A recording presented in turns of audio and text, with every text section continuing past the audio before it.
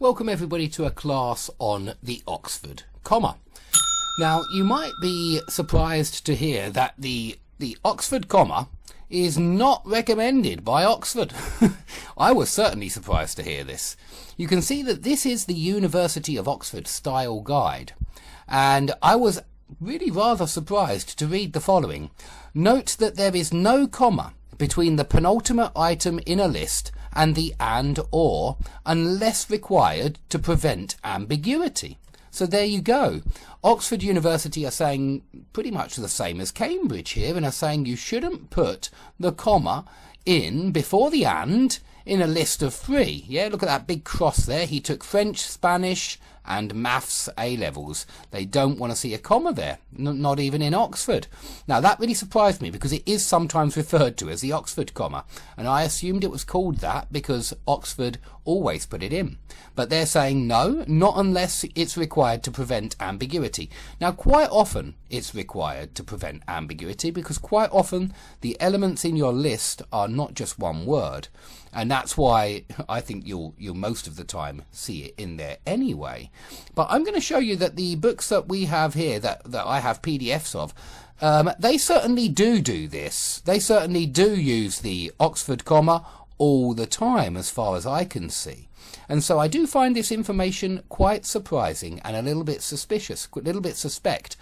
Now, they want to see it in there for this one because I suppose their logic is you've got fish and chips, bread and jam, and so to make it clear that the last and isn't just joining 2 elements in a double, yeah, in a double like fish and chips, bread and jam in a double noun phrase, they've got the comma there. In the second one, we studied George III, William and Mary, and Henry VIII. And so to make it clear that it's not Mary and Henry VIII, but it's William and Mary, you need that comma there. And also, they do point out that sometimes you get ambiguity like this. She left her money to her parents. Now, we use a comma for an A positive, and the problem with this sentence is that might be an A positive, in which case her parents are Mother Teresa and the Pope. And of course her parents are not Mother Teresa and the Pope. She left her money to the Pope, Mother Teresa and her parents. And for that reason they want to see a comma in that one after Mother Teresa. But I do find this quite surprising, I really do, because if we look at any of the books that we have studied on this course, you will see very quickly that that's not what the books are doing. Let's have a look. Look at this. The Ministry of Truth, which concerned itself with news, entertainment, education and the fine arts.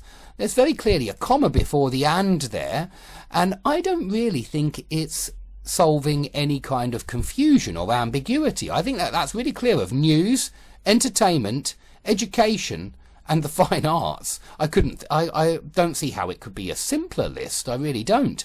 And so that's certainly using the Oxford comma. And then go on to the next sentence. Their names in Newspeak, Mini True, Mini Pax, Mini Love, comma, and Mini Plenty.